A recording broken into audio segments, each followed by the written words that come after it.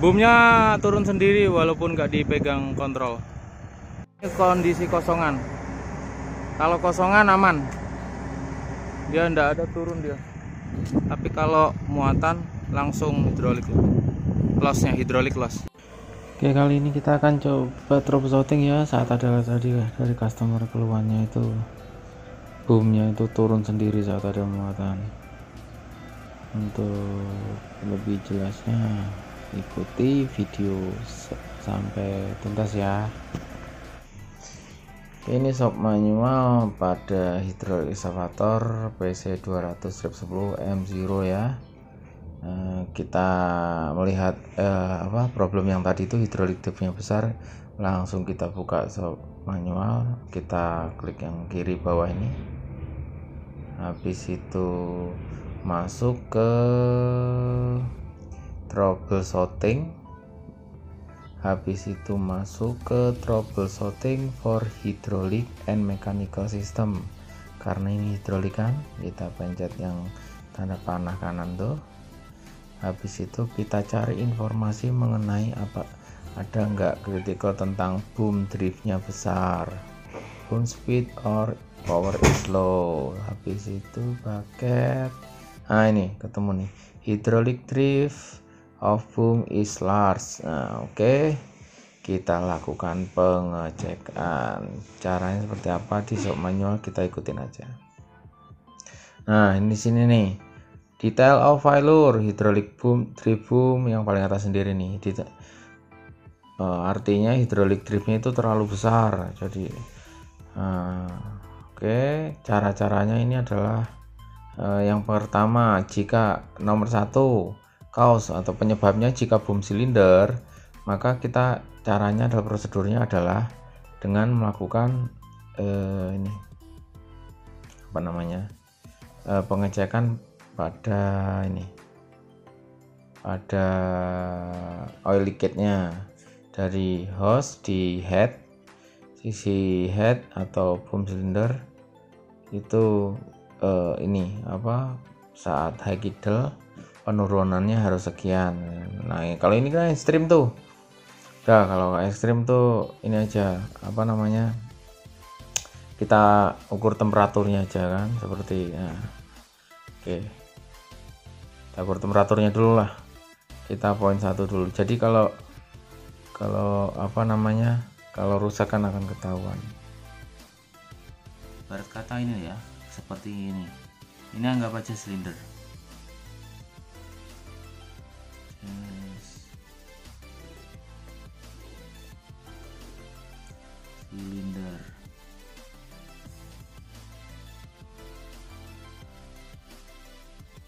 Silinder ini pistonnya, anggap aja gini lah, ini jalur in atau out ya kan. Kalau silinder di apa hidrolik silinder untuk boom kan dia double acting, bisa in ya di sini, bisa outnya. Anggap aja ini in lah, in di sini harus out, oli masuk ke sini, outnya nanti lewat sini.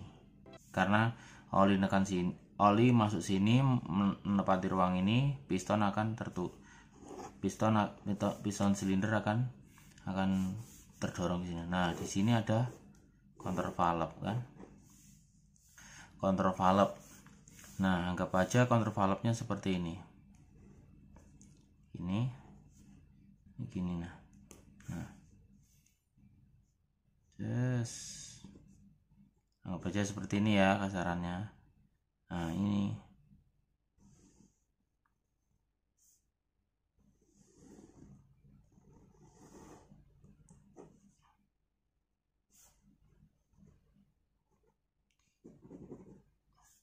ini adalah kontrol valve, ini piston silinder. Nah kontrol valve ini digerakkan oleh PPC kan ya, joystick itu loh, joystick itu nekan ke sana maka dia akan membuka di sini nih pompa, di sini tangki ya kan. Anggap aja ini innya dulu ya, nanti bolak-balik lah. Jadi saat saat engine bekerja, hidrolik bekerja, pompa diputar engine kan, langsung nyuplai. Ini stop di sini nih sampai kita PPC joystick kita gerakkan, boom, tek. Saat kita gerakkan, maka ruang ini akan terdorong ke sana, cek.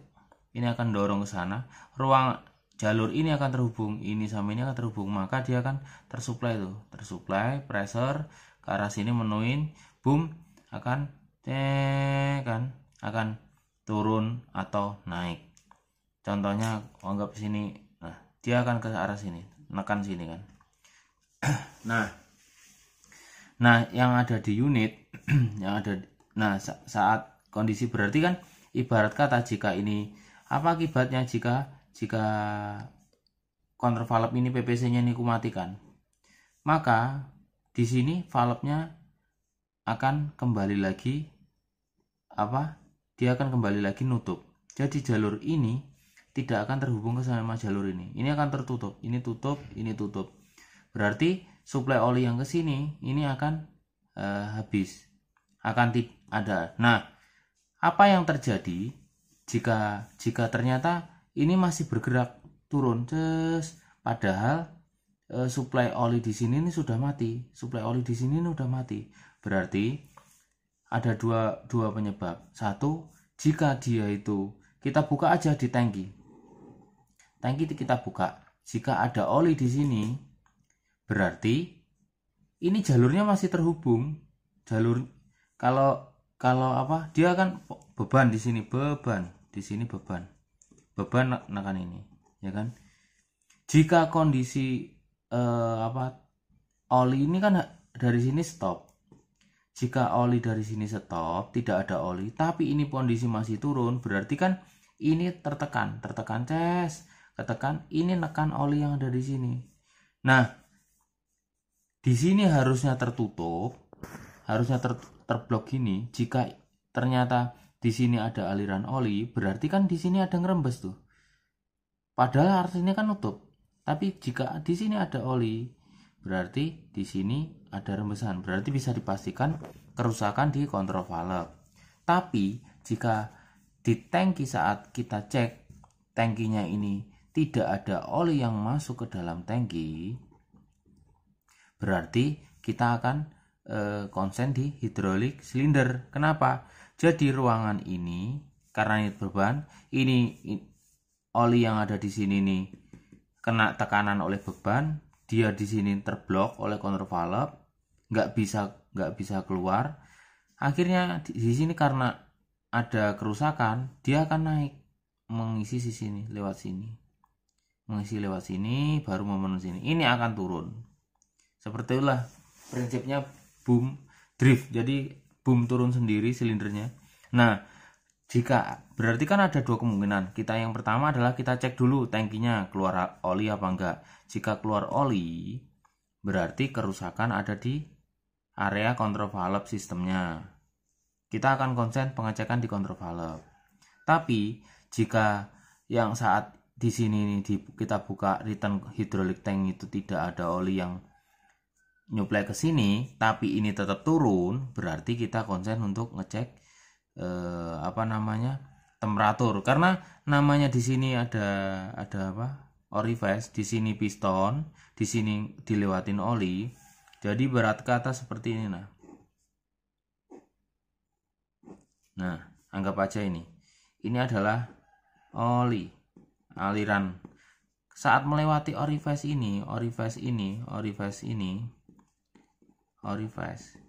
maka pressure akan menimbulkan sebuah panas. Ini akan menimbulkan panas. Di sini akan panas. Otomatis di sini saat perpindahannya ke sini akan panas. Berarti kita cek aja pakai termogan. Di sini kita tembak pakai termogan. Nah, kalau ternyata temperaturnya lebih panas, kan ada dua silinder hidrolik itu, ada dua di boom, ada dua ya kan. Dia itu kerjanya paralel jadinya paralel seri, jadi satu naik satu ikut naik juga. Jika ternyata kebocorannya di salah satu sisi sini, pasti akan terjadi perbedaan panas antara ini sama ini, pasti akan timpang. Jadi contohnya ini 50, ini pasti akan 70 derajat. Karena apa? Ya karena ini ada orifice yang ada perpindahan saat countervalve PPC mati, tidak ada dorong ke sana. Di sini tertutup, tapi olinya naik ke atas, otomatis di sini akan ada gesekan oli, pasti akan lebih panas. Dua-duanya ini salah satu pasti ada yang lebih panas. Nah, jika ternyata kita ukur ternyata dua-duanya sama aja, maka kita akan konsen countervalve. Oke ya, paham ya prinsip dasarnya? Ini prinsip dasarnya, di mana yang satunya in, yang satunya out. Ya gini aja sistemnya. Oke, langsung kita, karena udah tahu prinsip dasarnya, prinsip dasar, kita langsung cek tentang keadaannya di unit ya. Oke, pengukuran pada setiap silinder ya menggunakan e-tag ya, di situ ditandai infrared ya, kiri sama kanan setiap 0, 5, 10 sama 15 menit. Nanti kita ambil datanya sebagai referensi jika terjadi kerusakan pada silindernya. Nah, ini adalah hasil pengukuran dari temperatur selama 15 menit, di mana 5, 10 menit sama 15 menit kita ambil data. Silinder hidrolik untuk kiri dan kanan itu tidak ada deviasi yang tinggi ya teman-teman. Jadinya bisa kita simpulkan jika silinder dalam keadaan aman. Oke, kita akan beralih lagi ke shop manual yang poin 2. Oke, sesuai penjelasan yang di depan tadi ya, karena poin 1 dalam keadaan aman aja, jadinya kita lanjut langsung ke poin nomor 2, di mana pengecekan safety valve untuk lock valve-nya boom silinder ya, drift prevention lah orang nyebutnya. Jadi kita cek di situ, nanti kita perhatikan untuk ininya letaknya, fungsinya, kita coba bongkar lah sama kita ukur. Di sini kontrol udah dijelasin juga, kita suruh ke arah, kalau di arah counter valve maka kita harus ngecek di safety valve-nya, boom drift prevention valve. Dia itu ada 2 itu untuk arm sama boom jadi 1 safety-nya. Kalau kita lihat di mana wiring diagram nih, pojok kiri lagi, pojok kiri ini kita pencet, habis itu back atas, sirkuit diagram ya paling bawah sendiri kita pencet, mana nggak ada, pilih hidrolik diagram, kita perbesar. Nah ini yang jadi ngomongnya itu boom lock valve nih, konsen di A3, ada atasnya ada tanda panah ke bawahnya, tanda panah ke bawah, turun, nanti saya gambar jelasnya ini kasih turun ke bawah, turun. Nah, dia itu ketemu sama A6 kan, A6 ini untuk arm, ya, turun. Nah, ketemulah yang namanya ini safety valve crack pressure. Jadi ada safety valve untuk boom drift prevention valve ya. Kita cek di sini ya. Wiring hidrolik diagram kita kan sudah tahu, berarti kita perlu cek safety valve ya, untuk boom drift prevention dan arm prevention. Nah, untuk kalau nggak ngerti tahu letaknya, kita tetap buka shop manual, tetap klik pojok yang kiri bawah ini, kita klik, terus masuk ke structure and function, kita klik, habis itu masuk ke hydraulic system, kita klik, terus masuk lagi ke hydraulic system, kita klik, habis itu masuk ke control valve. Oke, ini kita geser aja kanan kiri lah, ini control valve-nya. Nah, kita cariin tulisan di sini nih, mana yang ada tulisannya safety valve for boom drift prevention. Nah, kebetulan saya sudah tahu kan, jadinya langsung geser aja, letaknya ada di sini. Nah, nih nomor 2 itu safety valve for hydraulic drift prevention valve untuk boom rise dan arm out. Berarti kita cek yang poin nomor 2, kita geser ke kiri. Nah, di sini kan ada diagram EE. Poin nomor 2 itu adalah safety valve untuk drift, untuk boom rise dan arm out ya. Berarti kita cari komponennya di diagram EE. Nah, control valve letak melihat EE di mana? Kita geser ke kanan lagi, ke kanan lagi, kanan lagi, kanan lagi di awal tadi. Nah, ini EE itu berarti kita melihat dari sisi EE, dari potongan. Berarti kondisinya ada di bagian bawah sendiri. Kalau kita melihat dari bawah, berarti dia itu ke depan. Oke ya, kita kan sudah tahu jalurnya, diagram hidrolik, tahu posisi komponennya, berarti langsung kita tes dulu ya di unit ya, seperti apa. Kan tadi di boom cylinder tidak ada temuan, berarti kita coba cek di return filter sesuai yang sudah saya gambarkan di depan. Kalau return filter tidak ada oli, berarti kita konsen ke hidrolik silinder. Tapi kalau kondisi PPC tertutup ternyata olinya ada, berarti kita konsen ke control valve. Kita pastikan dulu ya, kan kita sudah dapat ini plannya seperti apa, hidrolik sistemnya udah dapat, sistem komponennya juga udah dapat. Langsung kita cek. Proses melepas return filter ya. Jika ditemukan di return filter nanti itu ada saat boom diangkat terus turun, ternyata ada di return filternya tersebut keluar oli, berarti control valve-nya ada yang masalah, ada yang buka. Tapi jika ternyata di sini saat posisinya attachment turun dengan sendirinya, ternyata di sini itu tetap turun attachment, maka di sini nggak ada oli tapi attachment tetap turun, berarti ada masalah pada boom silindernya. Itu ya caranya biar simple.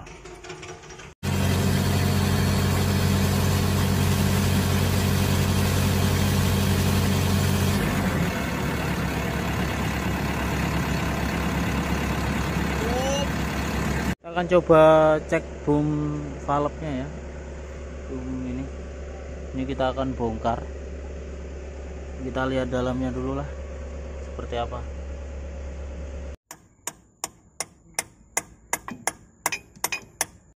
Boom drift aman ya.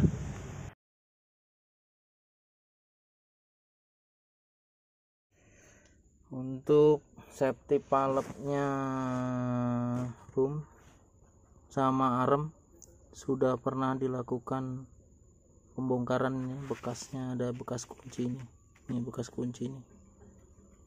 Nah, kalau esinya sih nggak, kayaknya di jas ini, jadinya pressernya turun saat boom driftnya langsung ngedrift ya.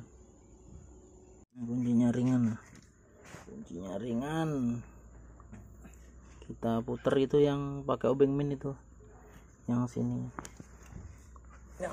kita putar pakai obeng min. Jasnya agak susah. Ini udah pernah dibongkar. Nah, threadnya sampai sini. Nah, harusnya di sini nah locknya. Nah, udah dikendorin ini sama ini sebelumnya. Nah, udah panjang dia struknya. Kita kembalikan lagi pakai obeng min. Kita tes dulu ya. Setelah ini tadi tak kencangin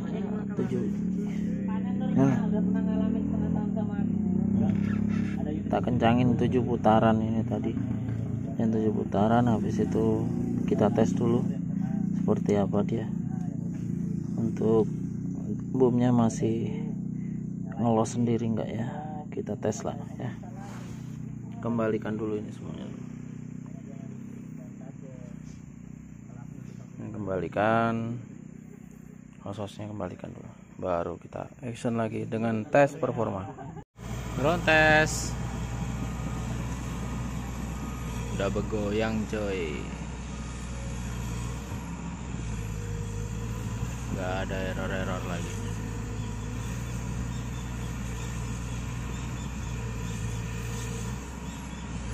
Oke, ini tes performa yang boomnya lepas sendiri. Leper.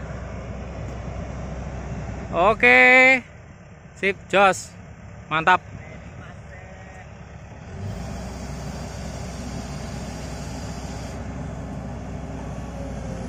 Aman ya kondisi unit setelah adjustment valve.